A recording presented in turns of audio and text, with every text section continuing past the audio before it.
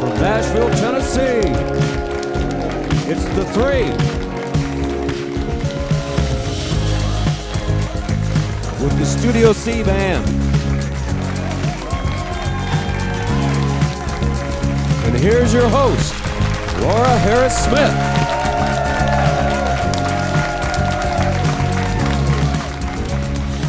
Yeah, best band ever. Hi everybody, how are you? I'm Laura Harris-Smith and welcome to theTHREE. Yeah, it's the only television show that looks at how today's crazy current events shaping our world are shaping you, body, mind, and spirit. You can't watch the news these days without experiencing intense emotional whiplash, right? Story after story of bad situations with bad outcomes and bad actors. No offense to all my actor friends, although I have known some really bad actors, but I just had to throw that in there. But anyway, if you have ever stopped for just a moment to consider what's going on inside your brain as you sit under the bombardment of this bad news, it's like a rapid gunfire of negativity for even just one newscast. So I watched the news the other night for a test, and I took a count. Are you ready for this? In 30 minutes, I heard about 2 murders, 1 child abduction, 2 scandals with lawsuits, 1 missing person, 1 weather, like natural, disaster, 2 celebrity divorces, and I heard about 4 political rants. Really, have you ever experienced this? You watch the news, right? It was like a lineup also of breaking the 10 Commandments. It was like, oh, number 9, oh, they went number 7, number 6, oh, murder, that was it, number 6. And they just go on and on like that. So it's all because, right, we haven't obeyed the first commandment. It all comes down to that we have had gods above our God.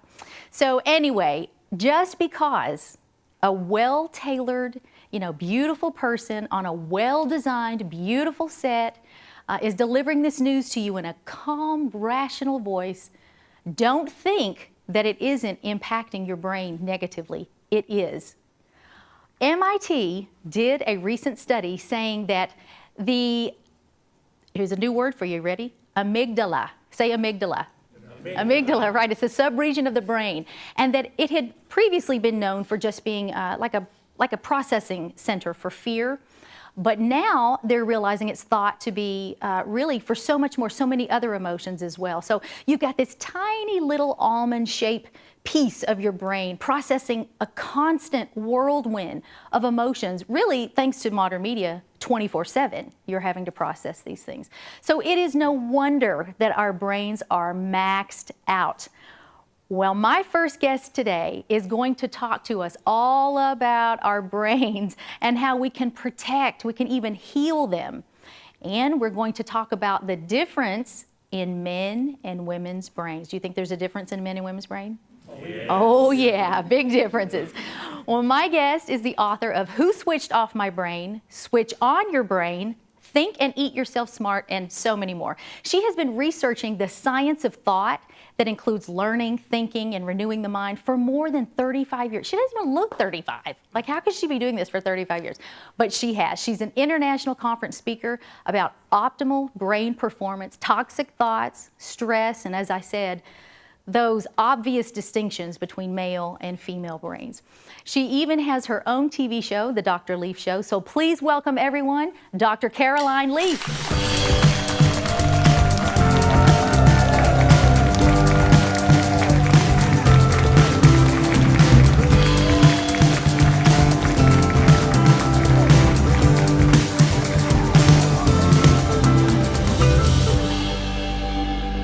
I said I had all your books. These are not all of your books. No. You have how many books? About 15. About 15, okay. A few in the works still. You are very prolific. Well, first of all, thank you for coming. Thank you for having me. I just have to say a little personal note first. When I first went through the series of learning toxic thoughts, I believe it was Who Switched Off My Brain. Yep. And my husband and I pastor a church here in Nashville, Eastgate Creative Christian Fellowship, and we decided to take the whole church through it. Oh, wow. And we did. And so in the middle of that, I had this freak accident, fell into a glass wrought iron table and broke a rib and punctured a lung. And I kid you not, I said, I am getting dressed. I am going to this series. I have to be there. It is that good. And the Lord helped me get up and go. Oh, wow. I want you to talk for just a moment. And we didn't even really, I didn't even think we were going to go here, but you have to explain to people that toxic thought theory and how we are really damaging our lives and our futures by dwelling on things from the past. Can you expound on that? Yeah, you know, that's an excellent question and a great place to start. So thank you for your encouragement. I appreciate that. But basically, the first thing we need to understand is that our mind and our brain are not the same thing. So when people talk about the brain, they use the word mind and brain interchangeably, and they're not. They're separate things. So you spirit, mind, body, and your brain is part of the body function. Your brain can't do anything on its own. Your brain is just basically a very sophisticated machine, but it needs your mind to work through it. So there's a very integral relationship between the mind and the brain.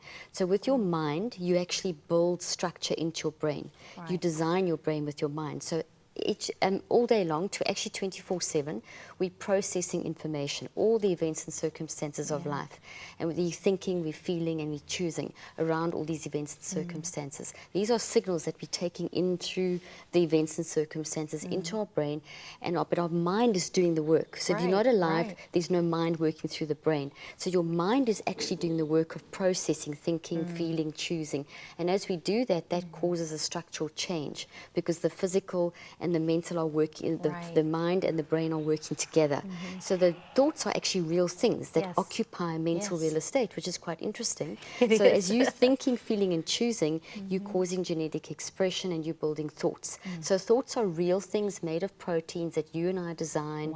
We're always in a genesis moment. We're creating our realities, and we also, from the science, I mean, this is just a quick run through, like tons of stuff there, but basically from the science we understand as well that we're wired for love. So there's no one part of our brain that produces anything, which is what the science tries to, you know, the neurocentric approach, reductionistic approach tries to say. What you mentioned about the amygdala. The amygdala is an emotional library, and that it can't produce anything. It's actually, and this is what a lot of scientists will try and tell us, that your brain made you do it. Your brain can't make you do anything. You do it. The responsibility lies with us. Our brain just responds to whatever emotion, whatever thought, and thoughts are real things, and our brain is wired for love. Literally, there is not a protein, a structure, or anything that is designed to handle anything toxic. So, which makes sense. I mean, we're made in the image of God. God is good. God is goodness. We're made from goodness, and we can go down that road, and maybe in one of the other books I talk more about what that means, what love is.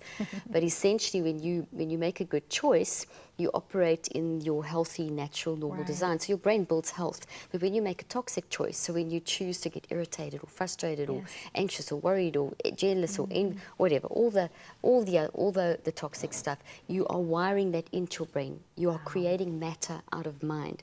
And because that goes against your natural wired for love alignment, it causes brain damage. So that's the most simple answer. We get brain damage from wrong thinking. We damage our own brains, which we can fix. I wish that we could see a picture of the trees. You know, could you just try to paint a word picture for us of what happens when those toxic thoughts come and it changes the structure of our brain? It literally does. So, and we're doing that. We need to take responsibility and be very aware that we design what our brain looks like. Our brain is neuroplastic, which means that your brain can change. I was working on this back in the 80s when they didn't believe the brain could change. And they told me, you know, this is not, don't go down this road. And I said, I'm going down this road because I know it's the truth. And then it is the truth. In the mid-90s, science kind of caught up with where we were. But essentially, when we think in a healthy way, all the proteins fold correctly. So I use the analogy of trees because the thoughts look like trees in the brain. There's an arbor-like structure. So when a healthy thought has a very distinct kind of look and balance with the electrical, chemical, quantum flow, structure, etc., the proteins fold in a certain way.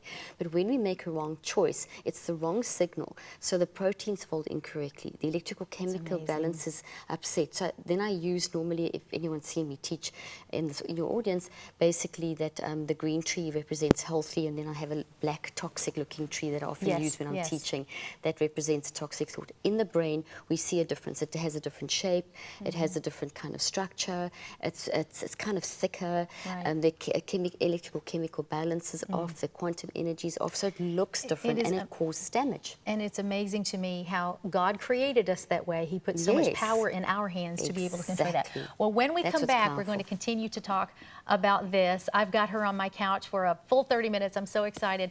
So come right back to the three. We're here with Dr. Caroline Leaf.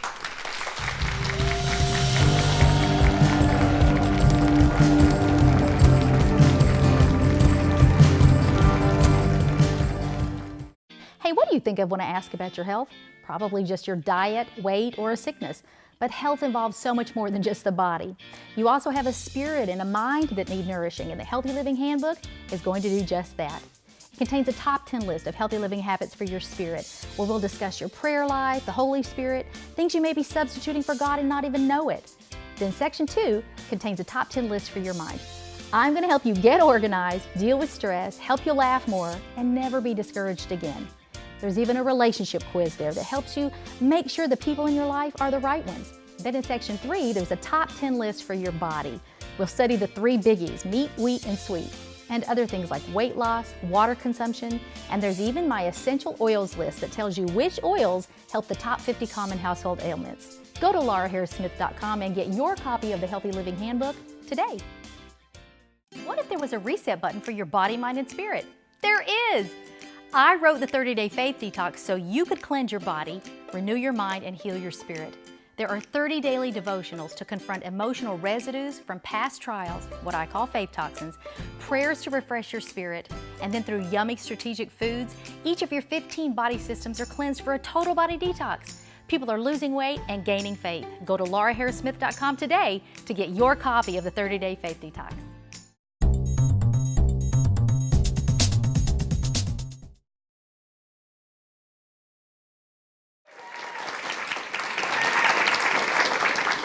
Hi everybody, welcome back. I'm Laura Harris-Smith and I'm here with Dr. Caroline Leaf, and I just want to get into a few of your books. This is the one I referenced earlier, Who Switched Off My Brain and Who Switched Off Your Brain. So this one's thicker. Do you notice? Like we think other people have the problems instead of ourselves. That's a good point. I never thought of it like that. And these, you have an interesting mix here. Think and Eat Yourself Smart, Switch On Your Brain, and The Perfect You. And this is really body, mind, and spirit. Yeah, that's pretty much what I've been doing there. Yeah. Because there's so much content that what I've tried to do is take my 30 years of research and 25 years of clinical practice and put all this stuff into accessible formats. So I'm always improving and adding, and I'm always doing research. So I'm always doing new research studies and that kind of thing. So I add that into my books so that people can keep up to date, which is really good. I think it's very important to keep people up to date.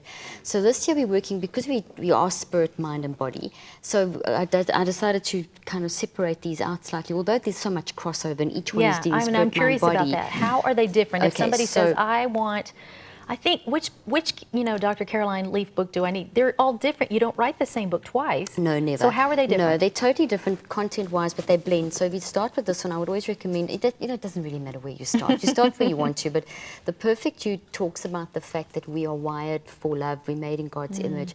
But I talk about the science, the theology, the quantum physics, the philosophy. I bring in a lot of interesting facts. So it's not just you, daughter of the king, and all that It's not, I don't do motivational anything.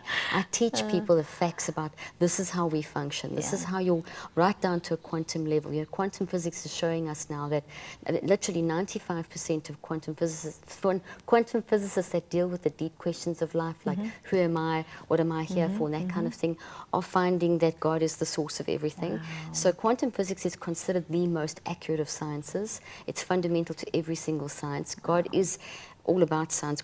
Science is simply God's stuff describing how to understand, His creation. So it's not something scary. The church kind of has tended to split that out. So I talk a lot about that in here, in terms of understanding how we are, what loveness is, what love is, what the science of love is, how we function. And there's a profile in here that I developed in my private practice. I developed a few, and those profiles are to try and help people to understand how they uniquely think and feel and choose, because your power, your love, power, sound mind resides in your ability to think and feel and choose. Well, that's true. So if you understand your unique way that you think, feel and choose, then you can understand when you're stepping out of your love zone or out of your perfect you nature.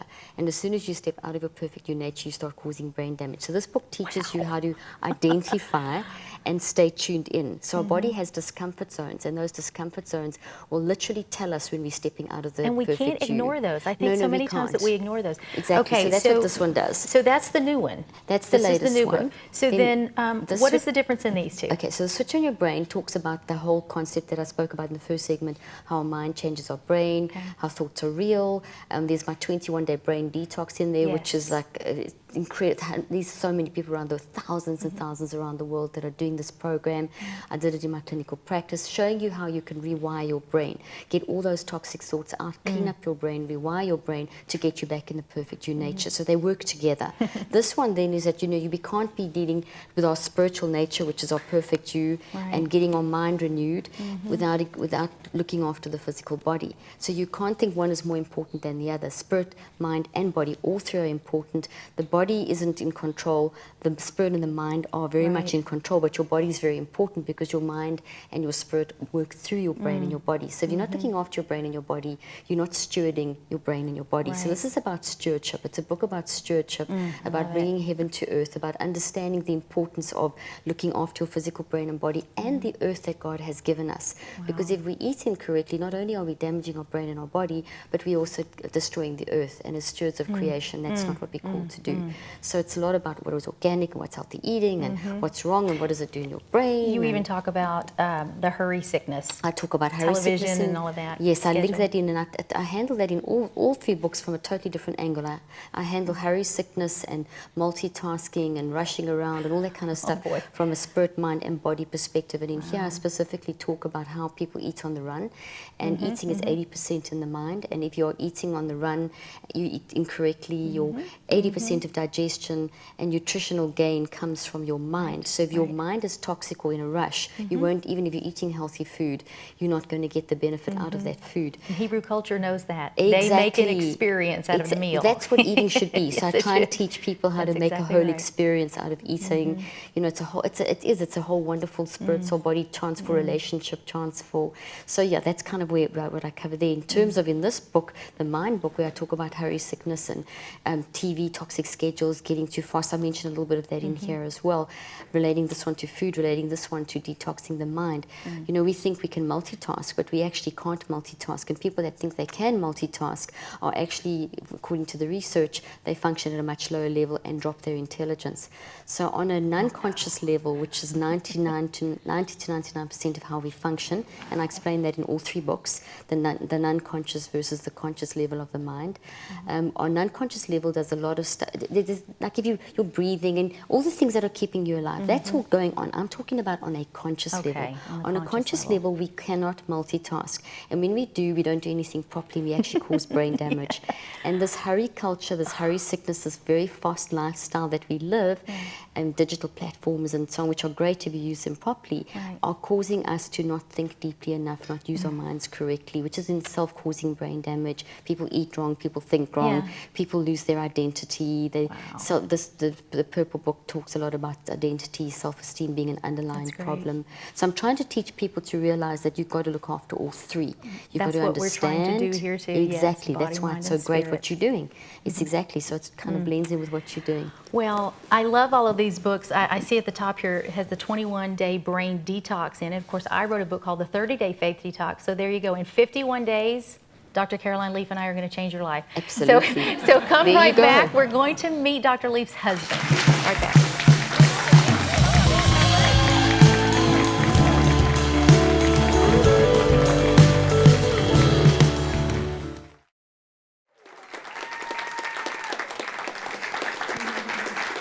Hi, everybody. Welcome back. I'm Laura Harris-Smith. I'm here with Dr. Caroline Leaf, and we're talking about all of her many books. This is only a third of them. She has about 15, and you can check those out. But first, I want to do something that I've not seen done very often, and that is I want to bring her husband out. Now, so I want to introduce to you Dr. Caroline Leaf's husband. He is the president and CEO of Switch on Your Brain. Welcome, everyone, Mac Leaf.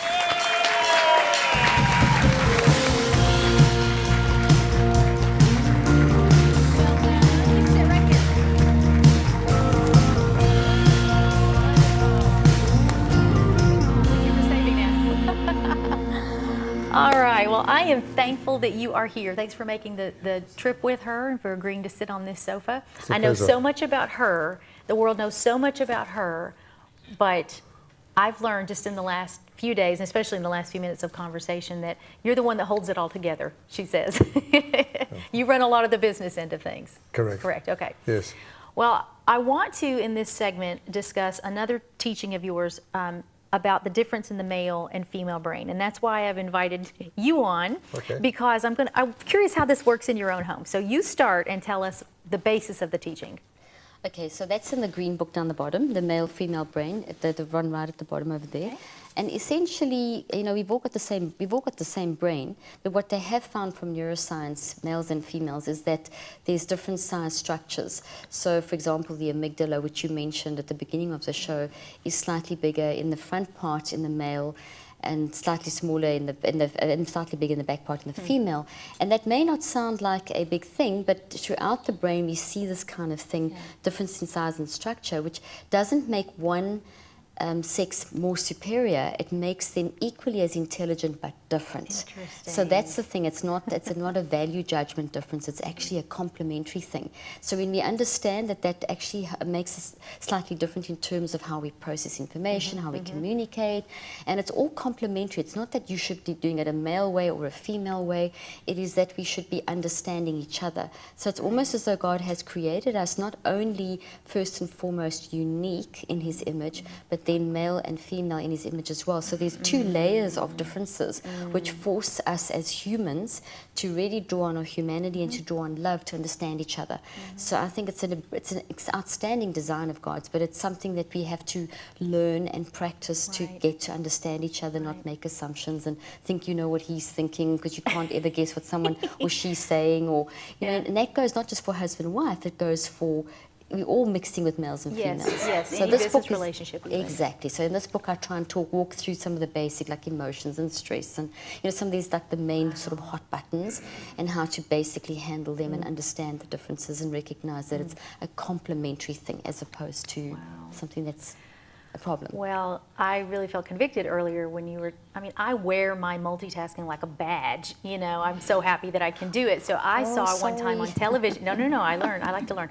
I saw on television this thing called I think it was the Science of the Sexes, and it described the human brain in male and female, and how the band in between, like the highway that runs in between the left corpus callosum. Oh, well, there's a word for it, yes. It is wider in the female than in the male, and so they said that's why we can multitask more. So why would God give us that if we weren't supposed to be able to multitask? You know, it's a typical neurocentric type of approach. There's a lot of emphasis on brain, and as you spoke in the first segment, that mind and brain are separate. It's the mind that controls the brain. You can't say the brain's producing anything. So there has been a tendency in scientific research to say that because that's bigger, it does this, because it's you know, it's not there isn't a general function. You're never going to be the same as anyone else. We're all different in our thinking, etc. So the wideness of the corpus callosum, or slightly wider, goes because the women have what we call more white matter in the brain, and men have more grey matter in the brain. Now, it doesn't make men or women more superior, it just makes them different. And I'm it's so curious about complementary. that. Why did God do that? Why do I have more white matter and He has more grey matter? Well, it's differences. So in terms, like you think of just in terms of processing, women tend to look a lot more at the detail. Yes. Men and women both look at detail and big picture. This is such a basic difference. But women look at the detail to the big picture. Men look at the big picture to the detail, and we can account for that. And obviously this is talking in very general terms, because I keep on stressing, and you'll see I stress it throughout my work as well, is that you've got to remember the individual. So you can have two women that are totally different, you know, which is the case. There's no two humans that are the same. We each think differently.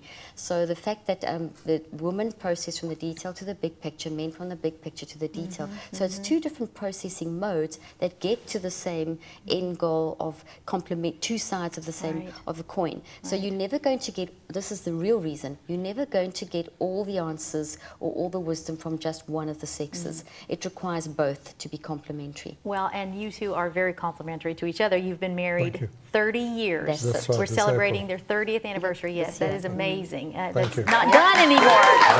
And they have 4 beautiful children. Yes. Thank you. So I'm a nutritionist, and my husband says living with me is a constant conviction. My children say living with me is a constant conviction, because I'm always looking at every bite and trying not to be overbearing, but just saying this would be a healthier choice. So what is it like to live with Dr. Caroline Lee?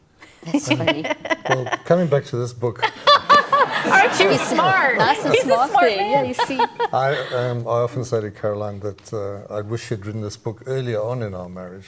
Because Oh. So do I. we had to learn through trial and experience. But the book helped me immensely because I think in a relationship I believe in a relationship, you have to target the struggle. You know, you're both going together in life. So if you start to understand your spouse better, it's going to help you, know, Yes, because yes. otherwise we have stereotypes, you know.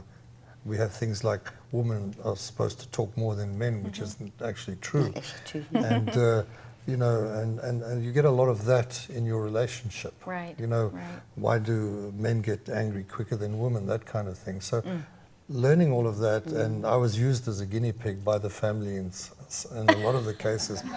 You know, we'd be sitting down at a table and I'd say something and then they'd all point to me and say, Sure, see, that's a sure. male thing, you know. And so it really helped, and I recommend that people invest time in trying to understand their partner. Definitely. And we need a whole hour for Yeah. that. We need a whole yes. hour for that Yeah, conversation. just talking around the different concepts. So here's what we need to do. I know you all are extremely busy, but I need you all to come back sometime because this has been, I've enjoyed talking with you. We have barely you. scratched the surface. But congratulations to the Thank both you. of you on your Thank you. marriage. Appreciate Definitely. that. Thank you. Well, thank you everybody for being at this episode of The Three. We've had a wonderful conversation with the Leafs. We'll see you next time. Take care.